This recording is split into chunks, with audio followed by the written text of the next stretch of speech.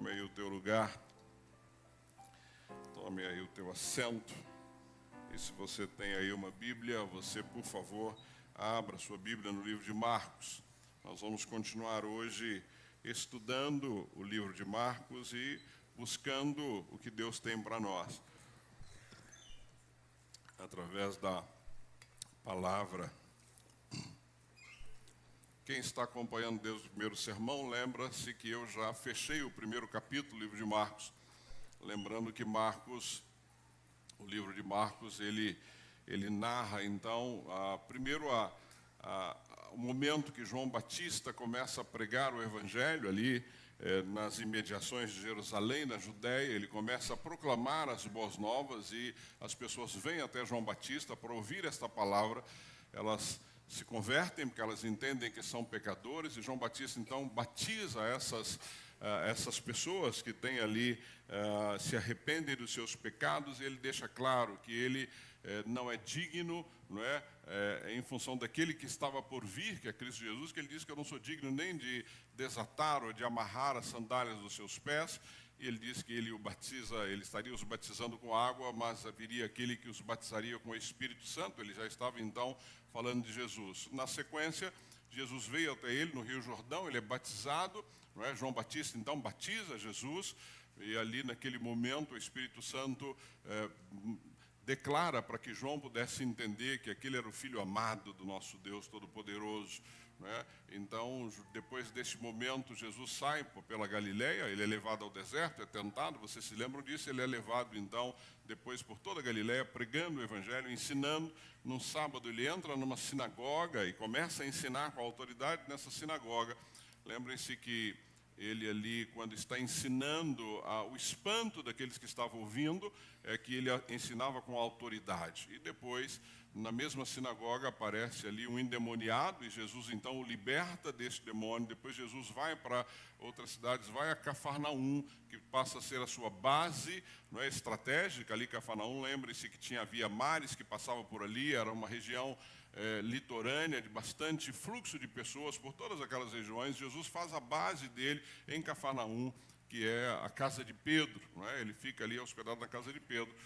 Vocês vão se lembrar na mensagem do domingo passado que o povo veio até Jesus ao final ali do sábado, e ele expulsou vários demônios, e ele curou várias pessoas que estavam ali. Depois Jesus se afasta, vai para um lugar para orar e buscar a presença do Pai, quando então o Pai o orienta que ele deveria ir pelas cidades próximas ali, não ficar em Cafarnaum. E Jesus então sai pelas cidades próximas, pregando o Evangelho, curando pessoas, expulsando demônios, e tem aquele encontro lindo com aquele homem que estava enfermo, não é? Aquele homem leproso, que ele então questiona Jesus, que se Jesus quisesse curá-lo, Jesus poderia curar. E o texto diz que Jesus, cheio de misericórdia, olha para aquele homem, toca nele e o cura. Da mesma forma que ele tinha tocado na sogra de Pedro, e havia curado a sogra de Pedro um pouquinho antes, não é? Ele cura então este leproso, ele faz com que esse leproso volte a viver novamente na sociedade. Interessante que o final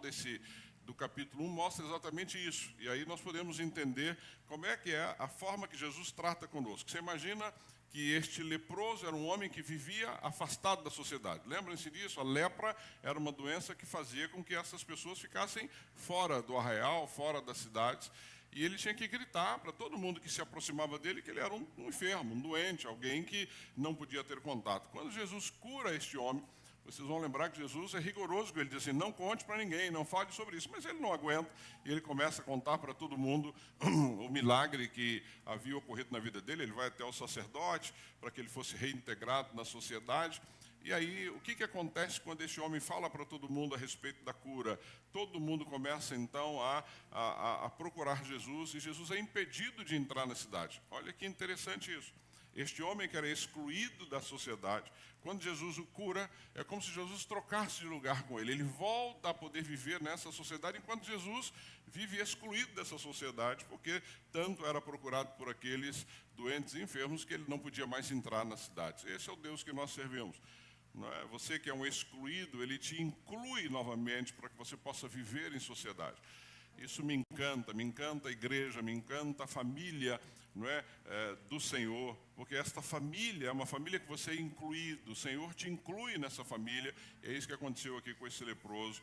Então aí nós fechamos o capítulo 1, isso foi um breve resumo para você, mas foram 4 mensagens somente no capítulo 1, que você depois pode rever, está lá no nosso YouTube da igreja, mas de forma bem detalhada. E a mensagem de hoje, o Cristo que perdoa, restaura e chama. Então hoje eu quero tratar com vocês alguns versículos do capítulo 2, mostrando esta caminhada de Jesus, mostrando essa história linda que nós precisamos e deveríamos conhecer profundamente, porque é essa história que mudou a nossa vida. Não é? Então, por isso que eu faço questão de trazer para vocês mensagens que nos ensinem a respeito da palavra, mas também nos ensinem a respeito da história. E aqui nós vamos ver hoje algumas situações bastante interessantes. Primeiro, você vai ver que Jesus volta para Cafarnaum, que é a sua base, não é, ministerial ou missionário, nós podemos dar aí o nome que entendermos ser melhor. Mas ele volta para Cafarnaum, ou seja, ele sai de todo aquele momento que ele estava passando pela Galiléia e volta para Cafarnaum. Vocês vão ver que ele cura um paralítico. Nesse texto mostra uma cura espetacular, que ele cura um paralítico que é trazido pelos amigos. Não é? E nós vamos ver o que isso significa na nossa caminhada. Ele mostra nesta cura a autoridade que ele tinha sobre o pecado daquele paralítico, como ele tem autoridade sobre os nossos pecados. Depois vocês vão ver que ele chama Levi, lembra? Levi, ou seja, Mateus, ele chama esse cobrador de impostos e inclui este homem de novo na sociedade, mostra esse chamado, e ele termina, e o texto que eu quero terminar com vocês hoje, é quando ele termina jantando na casa de Levi. Não é? O que isso ensina para mim e para você nessa caminhada que nós temos com o Senhor Jesus. Então, basicamente, é o que nós vamos ver nesta mensagem, mostrando então que Jesus não veio apenas para curar corpos, Jesus não veio apenas para isso, é isso que eu disse já em outras mensagens, né? Eu até disse que no inferno vai ter gente curada, não tenha dúvida disso, porque muitos são curados, mas não seguem aquele que curou. Muitos são curados, mas não obedecem àquele que curou. Portanto, a cura não é sinal de conversão. Cura não é sinal de que alguém tem intimidade com Deus. Deus pode curar quem Ele quiser, da forma que Ele quiser, no momento que Ele quiser. Mas isso não significa que o curado, não é, ele tenha realmente intimidade com Deus. Portanto, Ele não veio para curar corpos, mas Ele veio para transformar corações. Uma transformação que vem de dentro para fora.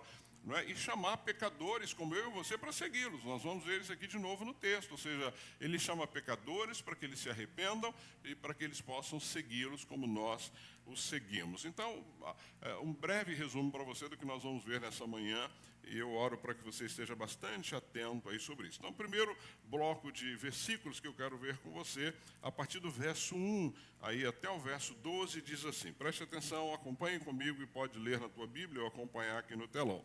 Poucos dias depois, tendo Jesus entrado novamente em Cafarnaum, o povo ouviu falar que ele estava em casa. Então, muita gente se reuniu ali, de forma que não havia lugar nem junto à porta. E ele lhes pregava a palavra. Isso era uma característica de Jesus, né? Toda vez que tinha um grupo reunido, Jesus pregava a palavra. Isso nos ensina, como discípulos de Jesus, como proclamadores das boas novas, nós não podemos perder a oportunidade quando as pessoas chegam até você. Jesus não perdia. Veja o verso 3. Vieram alguns homens, trazendo-lhe um paralítico, carregado por 4 deles. Verso 4. Não podendo levá-lo até Jesus, por causa da multidão, removeram a parte da cobertura do lugar onde Jesus estava. E pela abertura no teto, baixaram a maca em que estava deitado o paralítico. E olha que lindo, verso 5. Vendo a fé que eles tinham, Jesus disse ao paralítico, filho, seus pecados estão perdoados. Aqui é o primeiro impacto que todo mundo teve ali naquele momento. Imagine você enfermo, com uma doença, paralítico, você está sem poder andar, os teus amigos têm que te carregar e te colocam na frente de Jesus, na presença deste homem, não é? Deus Todo-Poderoso, que curava todas as pessoas, e ele diz assim, olha, os teus pecados estão perdoados. Eu imagino no meu coração, eu falo, mas Senhor, eu vim aqui porque eu não consigo andar. Ok, você não está vendo que 4 amigos me carregaram aqui nessa maca? Descer desse teto, olha o risco que eu corri agora, o Senhor vem me falar de pecados perdoados, não é? Talvez tenha sido o sentimento daquele homem naquele momento, não dá para saber, eu estou aqui simplesmente fazendo uma conjectura, mas é o que o texto diz. Jesus diz para eles assim, olha, os teus pecados estão perdoados. E aí no verso 6 diz assim, estavam sentados ali alguns mestres da lei. relacionando em seu íntimo, porque este homem fala assim, eles perguntam no íntimo deles, estás blasfemando, quem pode perdoar pecados a não ser somente Deus? Verso 8, Jesus percebeu logo em seu espírito que isso é o que eles estavam pensando e lhes disse, por que vocês estão remoendo essas coisas em seu coração? Que é mais fácil dizer ao paralítico, seus pecados estão perdoados, ou levanta-se, pegue a sua maca e ande. Mas para que vocês saibam que o Filho do Homem não tem na terra, que o Filho do Homem tem na terra autoridade para perdoar pecados, disse ao paralítico, então eu lhes digo, levante-se, pegue a sua maca e vá para casa. Ele se levantou, pegou a maca e saiu à vista de todos, que atônitos glorificavam a Deus, dizendo, nunca vimos nada igual. E aí é interessante, porque nós podemos pensar que Jesus curou o homem só por causa dos fariseus que estavam ali. Ele já havia perdoado o pecado dele, mas ele disse, tá bom, como vocês estão aí no íntimo de vocês remoendo com relação a se eu posso ou não perdoar pecado, então, tá ok, eu vou curar este homem para que vocês entendam que eu tenho autoridade na terra. Interessante pensar dessa forma, não é? Mas o texto mostra isso, ou seja, este homem é levado ali pelos seus amigos. Jesus viu a fé dos amigos, e aí é outra coisa interessante, Jesus não viu a fé do homem. Diz aqui que Jesus viu a fé dos amigos. Olha o quanto nós podemos abençoar a vida daqueles que estão à nossa volta. Eu fico imaginando que esses rapazes, esses homens, quando ficaram sabendo o que Jesus estava fazendo, foram até a casa deles, trouxeram este homem numa maca, não é? Chegam ali naquele lugar, está lotado, eles não podem entrar e eles não se detêm com isso. Ou seja, esses homens tinham tanta fé que Jesus pôde observar, pôde ver, pôde perceber a fé que eles tinham, porque eles carregaram esses paralíticos e removeram todos os obstáculos que havia para que ele pudesse chegar na presença do Senhor. A pergunta é, quantos obstáculos eu estou removendo para que os meus amigos conheçam Jesus? Ali era um obstáculo difícil de ser transposto, ou seja, uma casa cheia e... Amados, eu não acredito que as pessoas ali dariam lugar para você. Todo mundo queria alguma coisa. Imagina uma multidão, todo mundo querendo estar perto de Jesus, você chega com uma maca e fala assim, vai para lá, não é? Aqui não, aqui eu cheguei primeiro, eu estou aqui desde as 5 da manhã esperando Jesus, você acha que eu vou deixar você entrar? Não é? E aí eles entram naquele lugar, ou seja, Jesus vê que esses amigos tinham fé.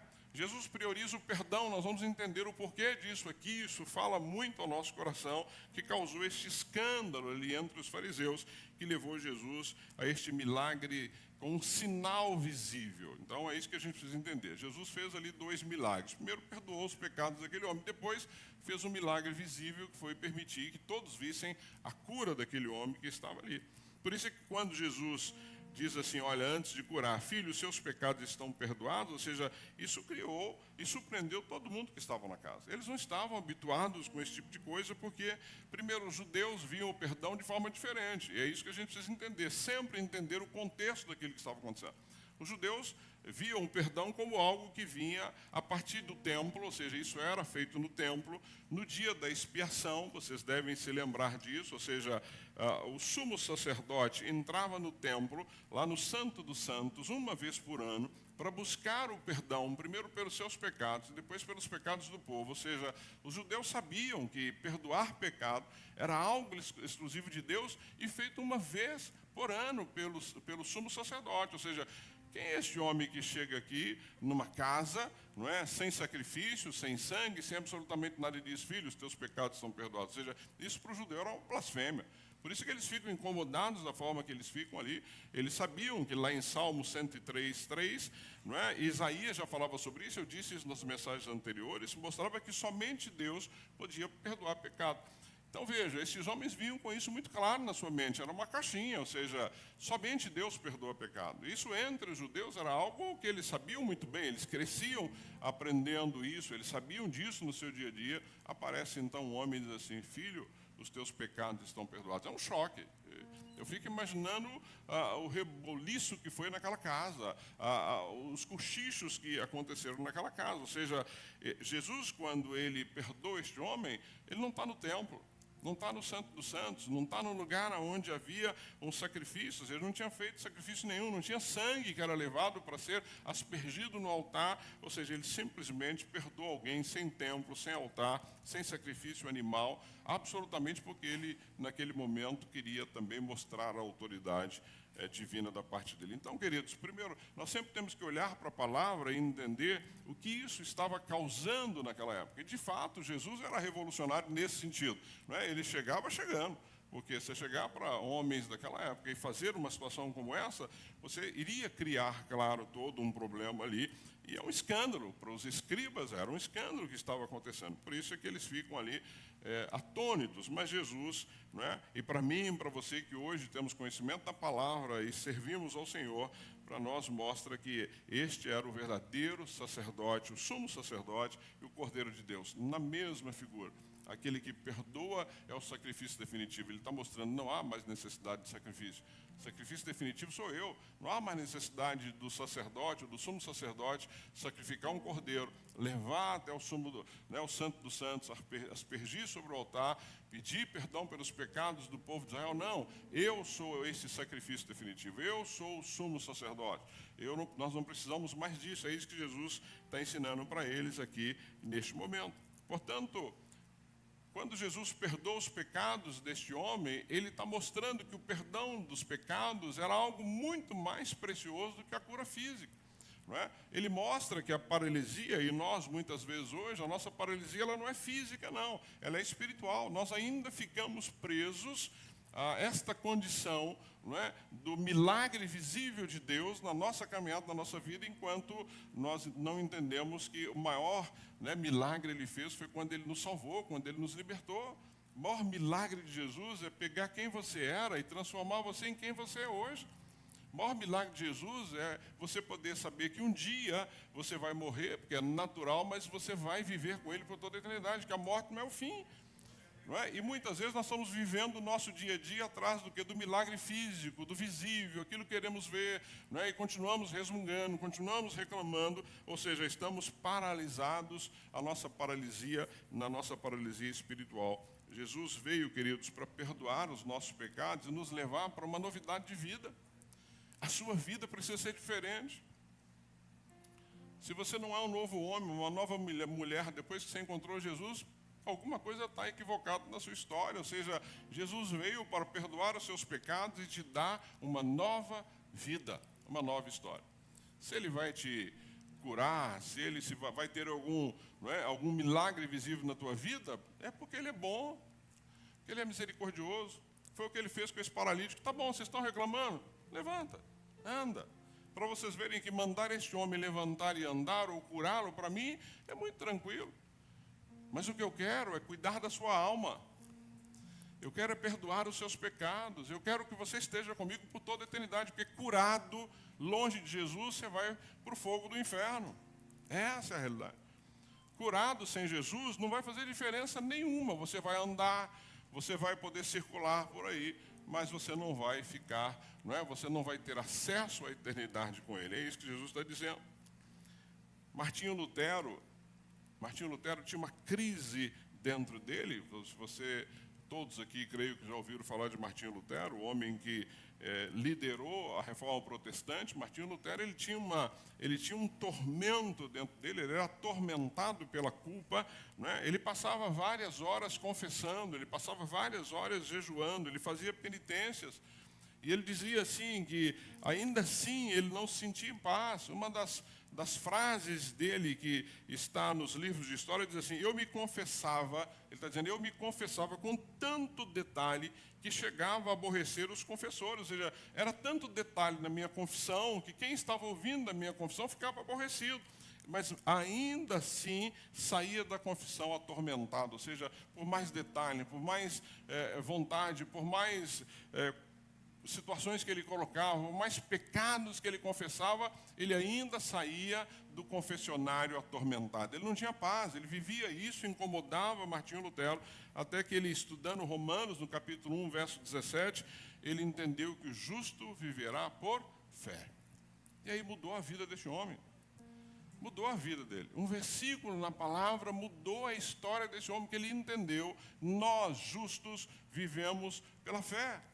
Nós não vivemos pela força do nosso braço, nós não vivemos por aquilo que somos, nós não vivemos pela condição que nós temos, nós não vivemos porque somos intelectualmente bons ou que passamos por um banco de faculdade. Pelo contrário, ou seja, Lutero entendeu isso, que o perdão não vinha de rituais, não vinha de penitências, ou não vinha de méritos, mas da graça de Deus, mediante Cristo Jesus. Mudou a história desse homem. Olha quem foi Martinho Lutero, porque ele entendeu, não é, que não dependia dele, mas do Senhor.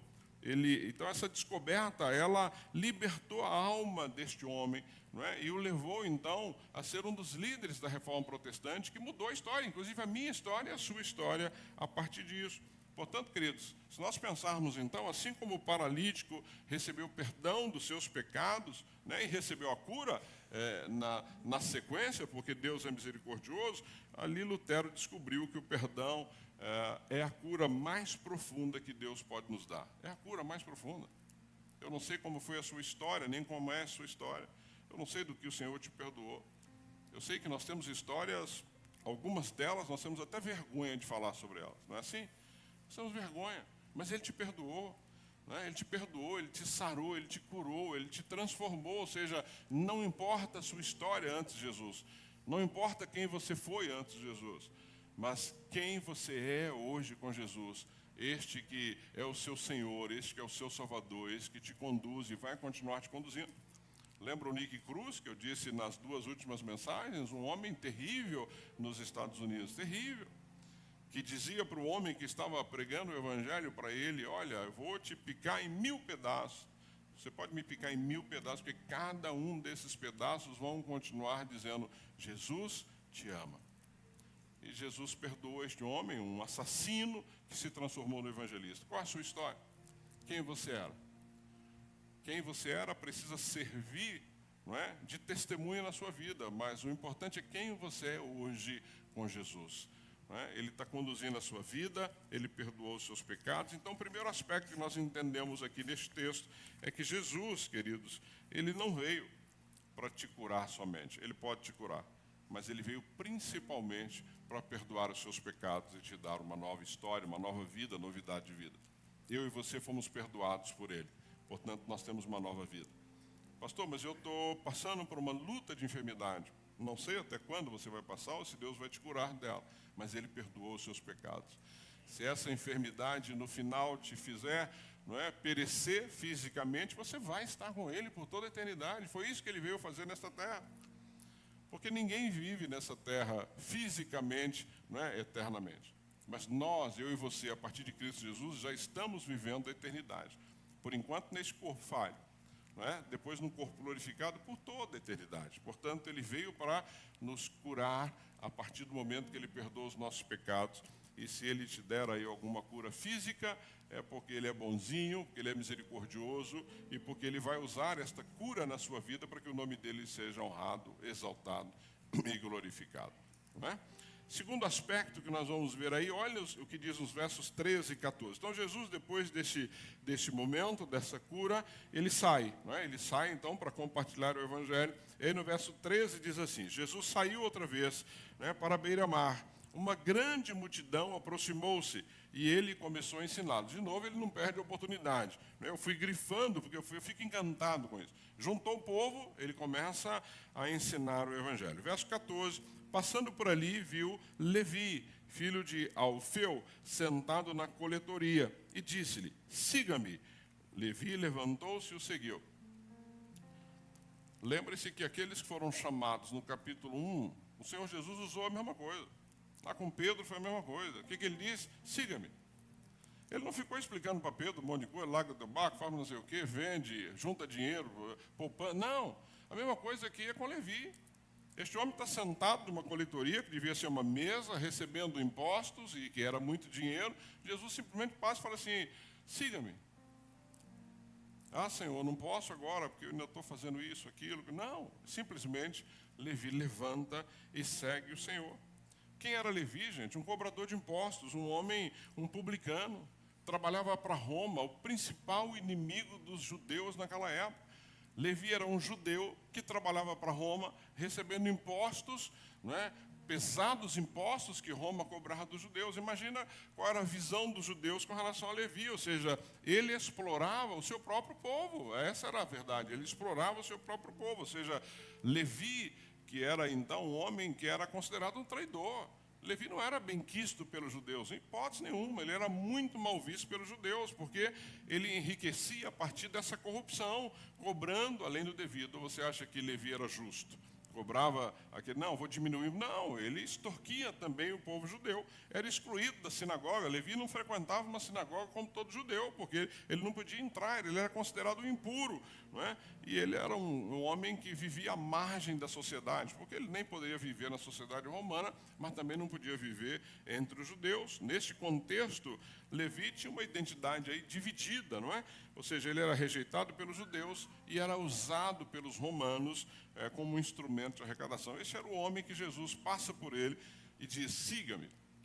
Você acha que Jesus não sabia quem era Levi? Você acha que Jesus não sabia qual era a história dele, como é que ele vivia? Jesus está passando, simplesmente aquele homem está ali, Jesus devia estar sendo seguido por uma multidão de pessoas, e ele diz para ele assim, olha, siga-me, siga-me.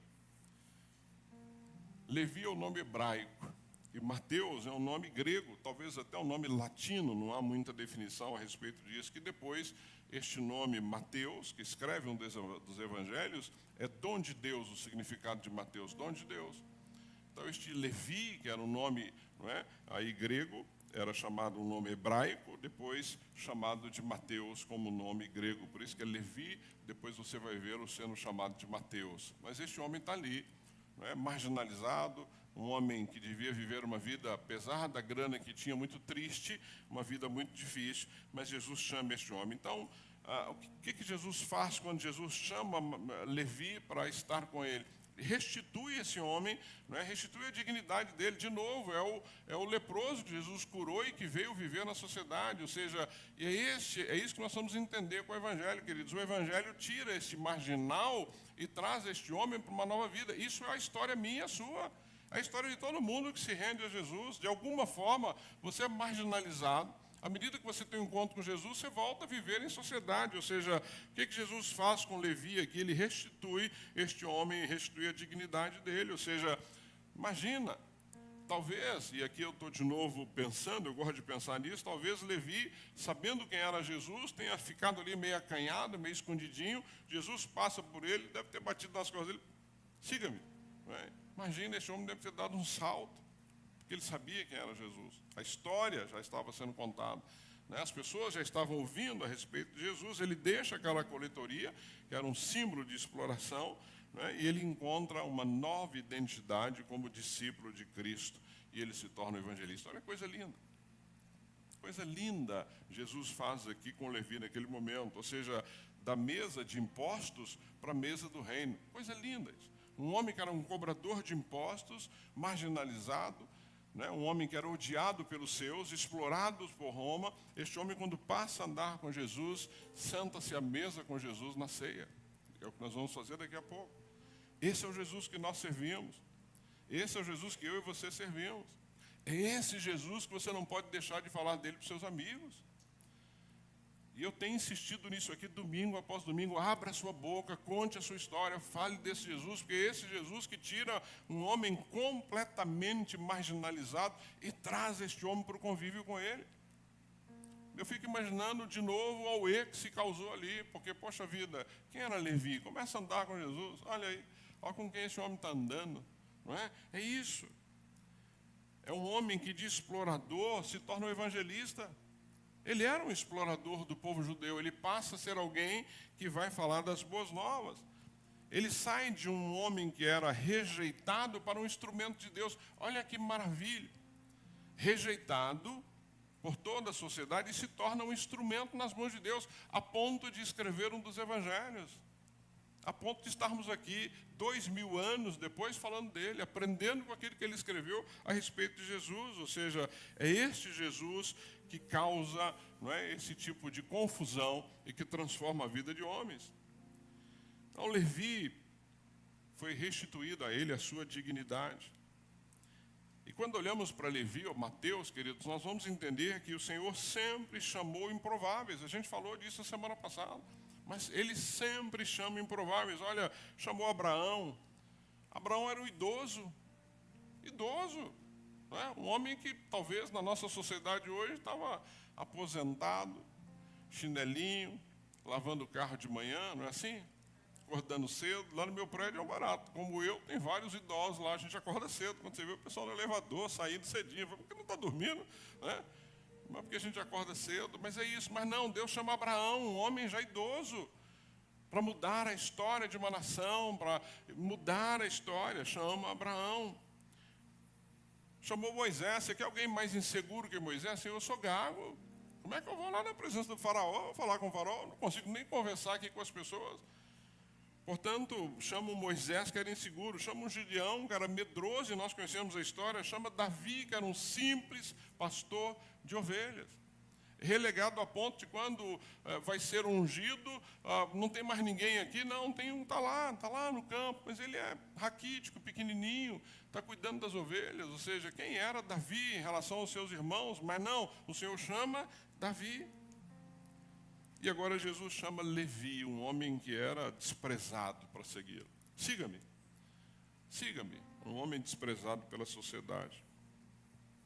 Quantos hoje estão vivendo nessas coletorias humanas e modernas, né, na nossa sociedade?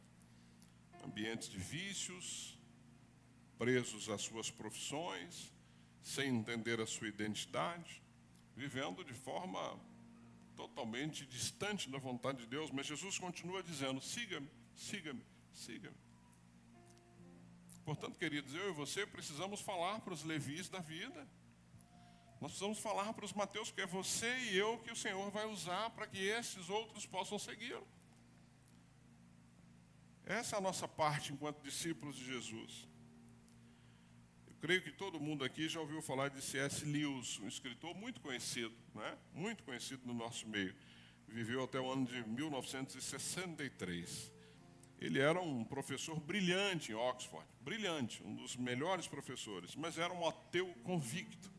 Ele era um ateu convicto, ele defendia, né, a sua postura como ateu. Foi marcado por dor na guerra, foi marcado por filosofias materialistas.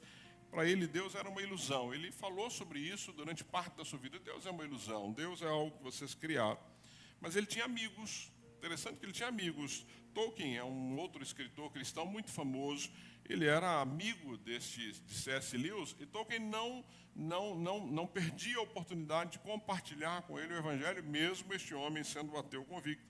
Em 1931, C.S. Lewis se rende ao Senhor, né? E ele se descreve, então, como um ateu relutante de toda a Inglaterra, o mais relutante de toda a Inglaterra. E C.S. Lewis diz que ele não se converteu por emoção. Interessante isso aqui. Não se converteu por emoção. Ele se converteu por convicção intelectual e espiritual de Cristo, de que Cristo era a verdade, ou seja, o intelecto dele dizia, Cristo é a verdade, ou seja, ele não se converteu num culto, no meio do louvor, não é, no momento, não tem nenhum problema, você pode se converter dessa forma, mas eu estou dizendo que o Senhor fala conosco de várias formas. E este homem não foi na emoção, ele se converteu porque o intelecto dele dizia, Cristo é verdade. De fato, é verdade que ele veio a essa terra, de fato é verdade que ele viveu aqui, de fato é verdade que ele morreu no meu lugar para que os meus pecados fossem perdoados. E depois de convertido, ele se tornou um dos maiores escritores cristãos da história. Cristianismo puro e simples, vocês devem lembrar das Crônicas de Nárnia, e assim vai, tem vários bons livros escritos por C.S. Lewis. Tem filmes, tem séries baseadas nos seus escritos. Mas um homem que se declarava um ateu convicto, e que aceita Jesus porque um amigo foi insistindo e falando do amor de Jesus. Portanto, amados, nós precisamos falar sobre isso. Então, assim como, né, Levi, que nós estamos vendo aqui, como ele deixou essa coletoria onde ele estava, né, saiu desse ceticismo de um cobrador de impostos, encontrou Jesus, ganhou uma nova identidade, uma missão de vida, né, ele vai fazer isso, e fez isso com C.S. Lewis, ou seja, Cristo continua chamando os improváveis, não se esqueça disso. Pastor, mas eu era um improvável, é isso, por isso que ele chamou, ele continua chamando os improváveis. Chama intelectuais, chama pessoas simples, mas ele chama todos para segui-lo, né, e se tornarem testemunhas do seu evangelho, é isso. Então não tem pessoas que o Senhor não possa tocar o coração deles, ninguém. Às vezes temos receio, mas fulano, não, fale de Jesus, fale de Jesus.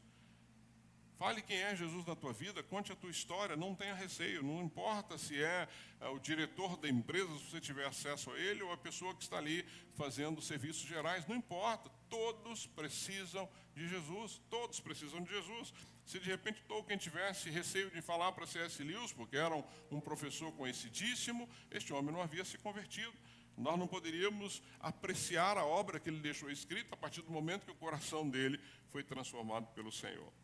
E o terceiro ponto que eu quero compartilhar com vocês nessa manhã está aí dos versos 15 a 17, quando mostra este Cristo que se assenta com os pecadores. É outro momento para mim sublime aí na caminhada do Senhor com este povo. Olha, a partir do verso 15, o que o texto nos ensina. Durante uma refeição na casa de Levi, muitos publicanos e pecadores estavam comendo com Jesus e seus discípulos. Ponto. Aí já deu mais confusão ainda, não é? Um homem que vem, primeiro perdoa pecado de um paralítico, depois chama um cobrador de impostos para seguir-lhe, e agora senta com essa turma toda para jantar. Aí eu acredito que a cidade ali foi abaixo dos comentários, talvez o WhatsApp ali tinha bombado ali, não é? Todo mundo comentando a respeito, olha lá, tá vendo? Acabou de perdoar pecado, depois chamou um cobrador de impostos, agora vai na casa dele para jantar com ele. Então, o que ele está dizendo? Durante uma refeição, na casa de Levi, aquele homem que era rejeitado pela sociedade, muitos publicanos e pecadores estavam comendo com Jesus e seus discípulos, pois havia muitos que o seguiam.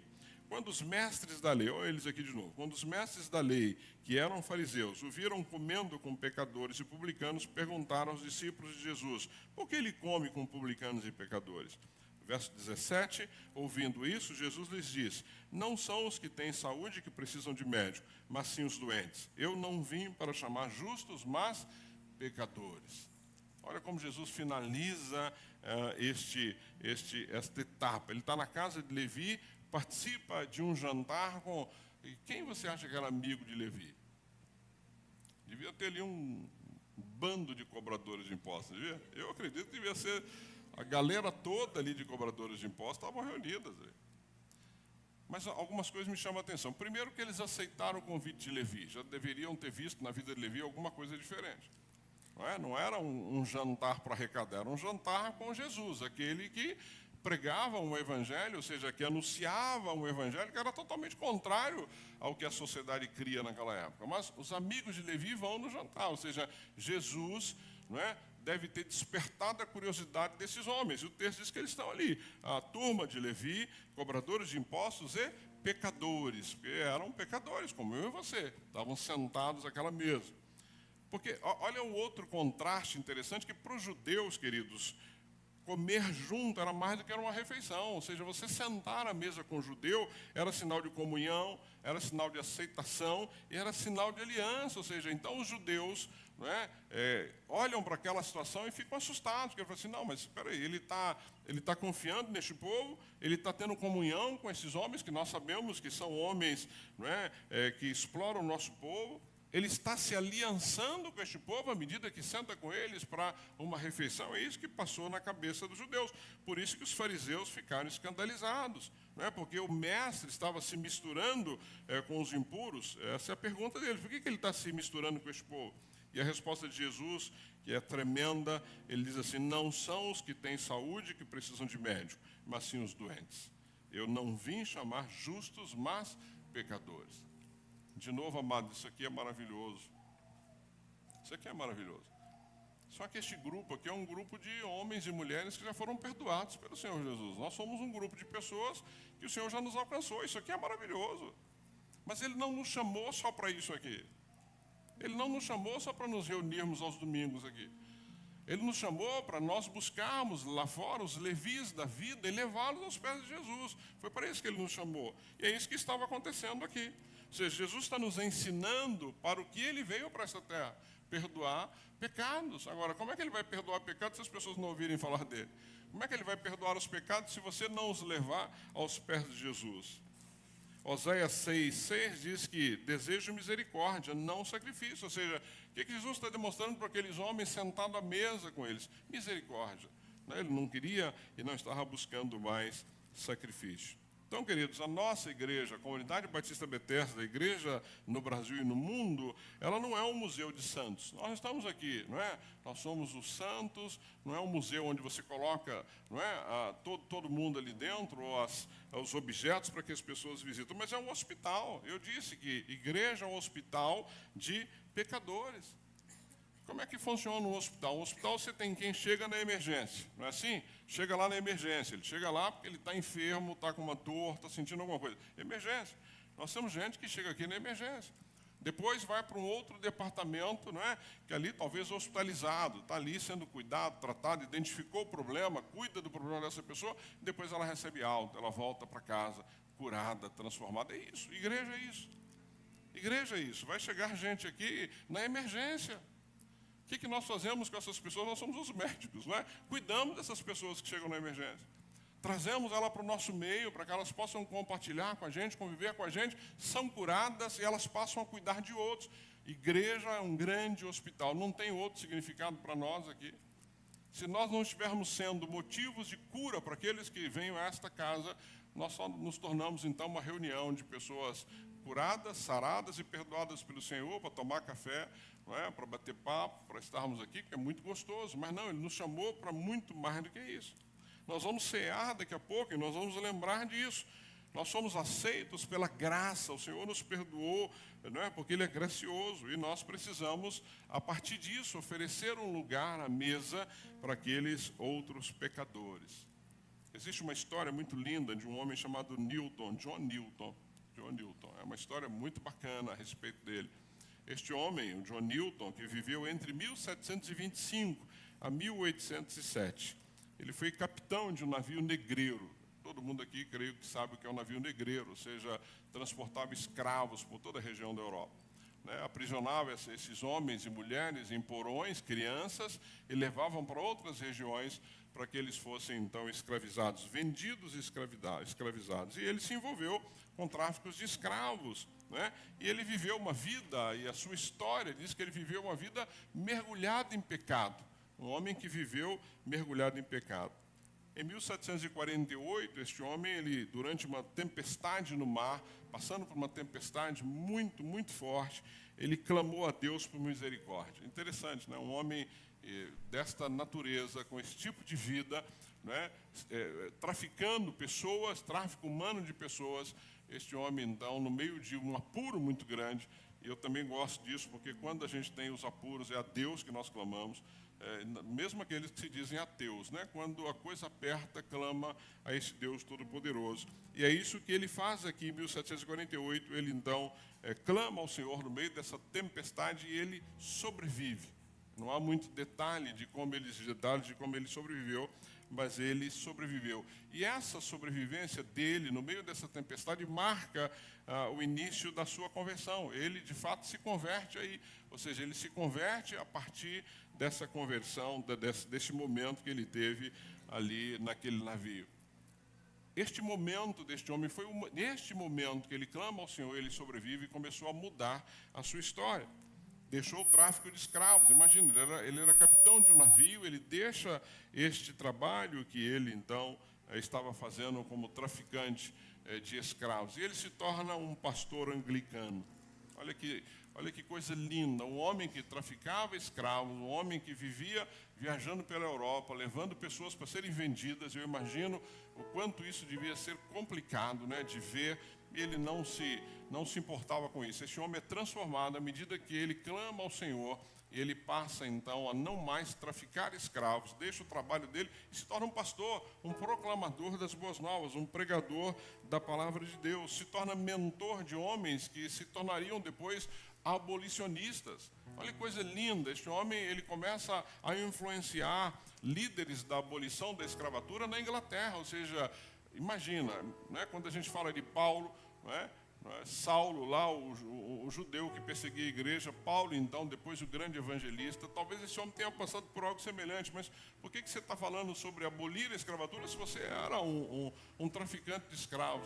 Mas Cristo me mudou, Cristo transformou a minha história, Cristo transformou a minha vida, e foi o que aconteceu com John Newton nesse sentido. Esse homem passa então de um traficante de escravos a um pastor que influencia toda a história da igreja da Inglaterra naquela época. E ele escreve um hino muito lindo, que eu pedi que a nossa banda então pudesse cantar conosco. Eu queria que você ficasse de pé para que nós pudéssemos cantar esse hino junto. E neste hino, John Newton, ele declara que eu estava perdido e fui achado. Era cego e agora vejo. Olha que coisa linda. Ele declara exatamente isso. Eu estava perdido e fui achado. Eu era cego e agora vejo. E dizem que nos últimos anos da sua vida, mesmo com a memória enfraquecida, ele dizia assim: sou um grande pecador, mas Cristo é um grande Salvador. Sou um grande pecador, mas Cristo é um grande Salvador. Cante conosco este hino, maravilhosa graça que o Júnior vai conduzir aí neste momento. Maravilhosa graça que perdido me encontrou,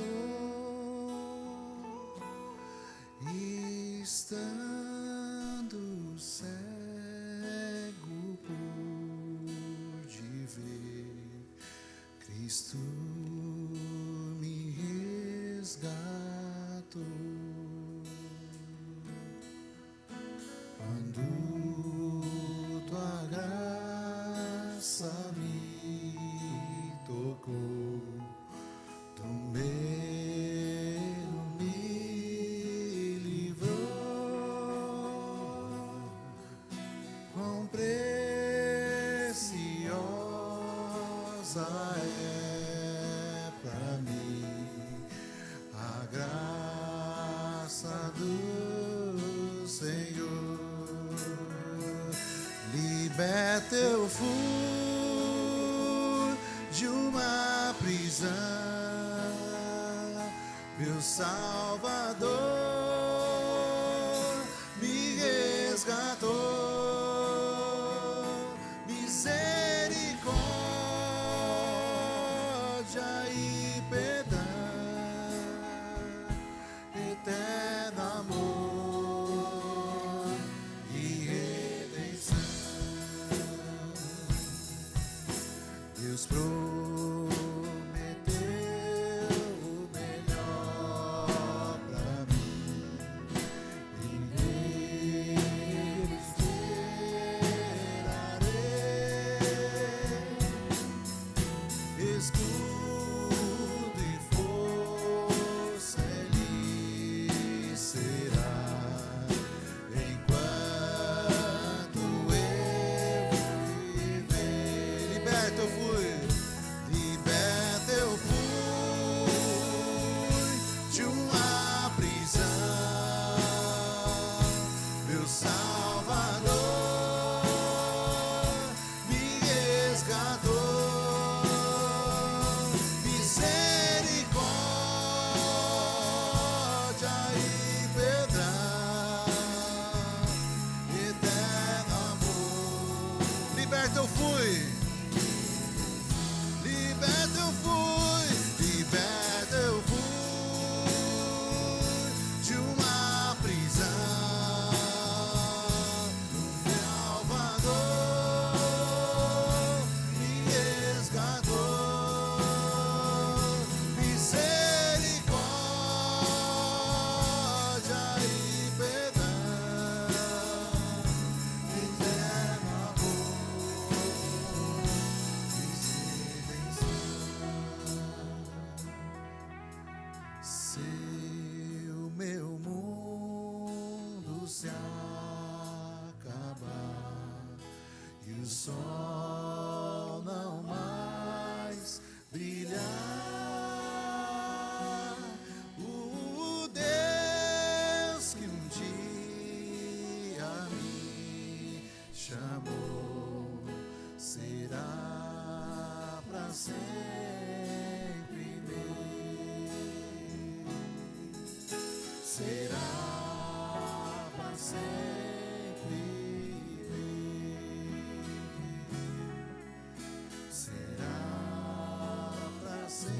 Liberto eu fui.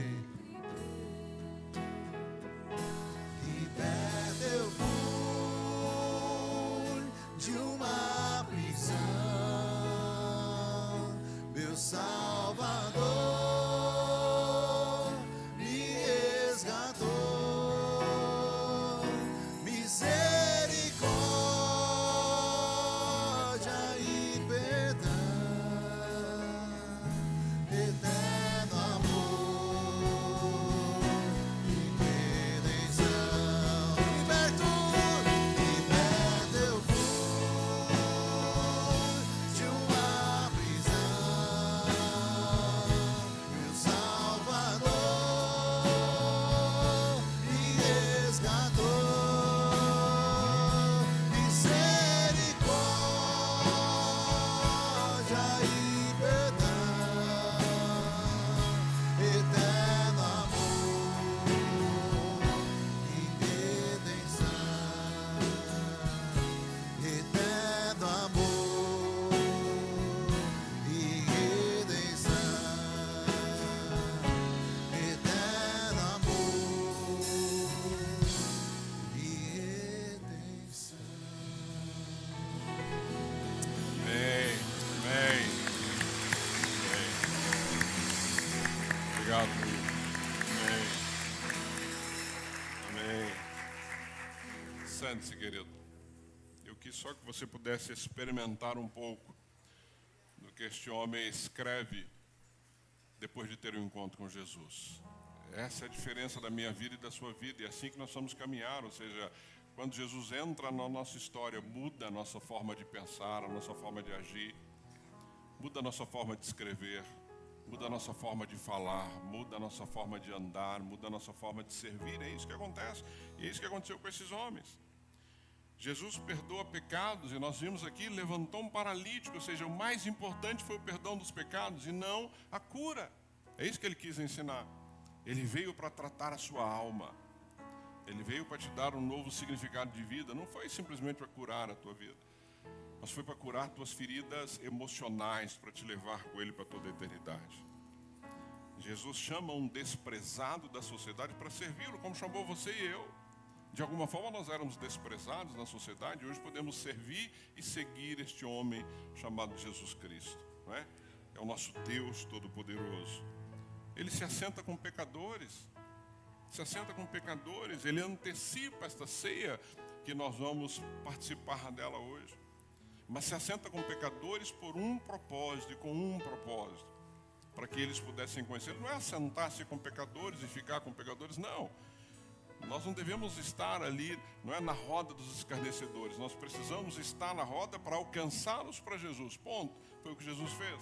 Jesus não sentou com Levi e seus amigos para ficar ali, não é, comendo uma boa comida e contando piada. Não, ele foi falar das boas novas. Vocês são pecadores, precisam se arrepender, precisam ter uma nova vida, uma nova história, uma nova caminhada. E aí nós podemos pensar em algumas aplicações pessoais para mim e para você. Vai estar para você aí na tela.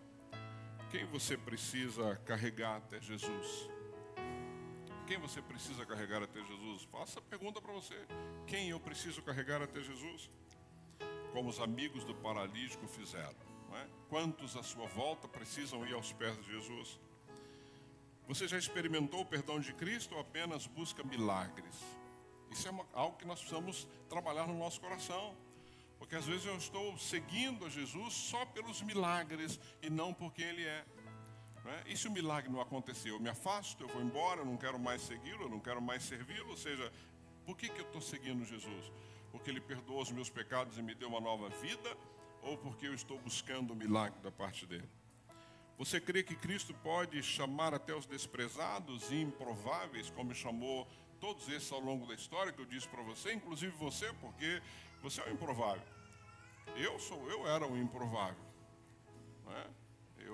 Perdemos agora recentemente a dona Zumira, uma esposa de um pastor muito querido, e esta mulher foi um marco na minha vida, na vida da Toninha.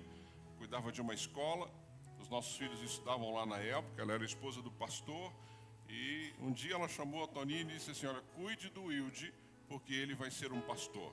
Sabe o que a Toninha fez? Deu risada.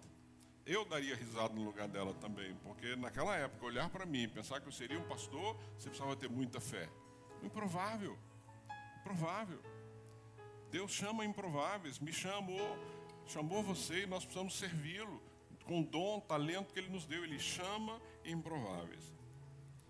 Sua casa pode se tornar como a de Levi, um lugar de encontro de pecadores, não é? Com Jesus, com o propósito de levá-los a servi-lo de todo o coração, porque a nossa casa precisa ser isso, não é? Levi se transformou num seguidor do Senhor, Levi se transformou num discípulo fiel, Levi se transformou num evangelista, em alguém que com certeza levou muitos aos pés de Jesus. Ao participar da ceia hoje, eu e você, nós vamos lembrar, você não está na mesa, não é? Você está na mesa não porque você é justo, não é pela justiça, pela nossa, mas porque nós somos alcançados pela graça do Senhor. Então, queridos, assim como Levi abriu a sua casa para Jesus, assim como John Newton descobriu a graça no meio da sua miséria, nós somos convidados a sentar nessa mesa, na mesa da ceia, nessa manhã. Essa mesa não é uma mesa para perfeitos, não é. Eu não sou perfeito, você não é perfeito, portanto, não é uma mesa para perfeitos. Mas é uma mesa para aqueles que reconhecem que precisam do perdão do Senhor, para aqueles que entenderam que nós precisamos desse perdão. Da mesma forma que John Newton resumiu, né, no fim da sua vida, sou um grande pecador, mas Cristo é um grande Salvador. Lembre-se disso, você é um grande pecador, mas Ele é um Salvador maior, não é que Ele tem cuidado de você. Então, quando nós participamos, quando eu e você participarmos dessa mesa, da ceia nessa manhã, nós vamos lembrar que nós estávamos perdidos. Nós estávamos perdidos, mas nós somos achados. Olha que coisa linda, que ele estava perdido, mas você foi achado. Ele te achou, Ele te alcançou, Ele te resgatou, você estava perdido. Você era cego, mas agora você pode ver. Não é? Ele fez com que as escamas caíssem das suas vistas, Ele fez com que você pudesse enxergar algo que você não enxergava. Porque esse sangue, o sangue de Cristo é que te purificou e te purifica de todo pecado. Então esta ceia que nós vamos celebrar agora, eu e você, é um banquete da graça, dessa graça que nos alcançou. Jesus que nos alcançou, pecadores que foram redimidos, né? Este Jesus que perdoou os nossos pecados e hoje nos dá o pão que simboliza o seu corpo e nos dá o cálice, não é? Que aqui usamos o suco que simboliza o seu sangue derramado na cruz. Bonhoeffer diz, que é um teólogo, diz que a ceia do Senhor é o lugar onde a comunidade de pecadores, ou seja, a ceia do Senhor é um lugar onde a comunidade de pecadores justificados, porque somos pecadores justificados, não é? Se torna a comunidade de santos reunidos em Cristo. Olha isso, pecadores justificados. Nós somos hoje uma comunidade de santos, não é? Reunidos em Cristo Jesus, porque Ele é o que nos purificou. Martinho Lutero buscava o perdão em rituais, buscava em penitências, mas ele descobriu que o justo viverá pela fé. O justo viverá pela fé. E isso mudou a história dele, porque ele entendeu que Cristo perdoa e que Ele restaura. Mudou a história desse homem, mudou completamente a história dele, porque ele buscava na força do próprio braço. C.S. Lewis, esse ateu convicto que eu citei para vocês, né, se rendeu intelectualmente a Cristo. Isso mexeu comigo, ou seja, não foi na emoção, foi na emoção. Rendeu, o seu intelecto se rendeu a Cristo. Ele se descrevia como o ateu mais relutante de toda a Inglaterra. Ateu mais relutante de toda a Inglaterra. E ele entendeu que Cristo chama os improváveis. E o chamou a mim, chamou também a você. John Newton, que nós cantamos essa maravilhosa graça, talvez uma dos louvores mais traduzidos e cantados em toda a história. Este homem que era um traficante de escravos, se converteu pela graça. E ele dizia exatamente isso, que ele era um grande pecador, mas Cristo era o grande Salvador. É o Cristo que se assenta com os pecadores, não é? Que não tem receio de se assentar com os pecadores. Por quê? Porque ele tem uma boa notícia para os pecadores. Eu e você temos uma boa notícia para os pecadores, para os marginalizados. Então, quando olhamos para este texto que vimos e quando olhamos para as histórias que eu te contei em 3 séculos diferentes, histórias completamente distintas, mas com uma mesma verdade que se confirma, não importa a época, não importa o tempo. Jesus continua perdoando, chamando e recebendo à sua mesa os que o mundo rejeita. Vou repetir para você. Jesus continua perdoando. Jesus continua chamando à sua mesa, esta mesa da ceia, aqueles que o mundo rejeita. Assim foi com Levi, assim foi com a sua história, assim é com a minha história, e assim é com tantas histórias que nós conhecemos. Portanto, nós vamos nos unir agora nesta ceia, né, com a mesma história. Nós não estamos aqui, nem eu nem você, por justiça própria, mas porque Cristo nos perdoou. Nós só estamos aqui porque Ele nos perdoou. O mesmo Cristo que perdoou Lutero, perdoou Lewis, assentou com Newton à mesa, perdoou Levi, perdoou tantos outros ao longo da história. Ele nos chama e nos convida para estarmos juntos nessa mesa. Essa mesa que simboliza a morte dele na cruz do Calvário, né? E a minha restauração, a sua restauração. Então vamos participar da ceia hoje, eu e você, entendendo que nós participamos dessa mesa não porque somos merecedores, não porque somos bons, mas porque a graça dele nos alcançou a partir de Cristo Jesus.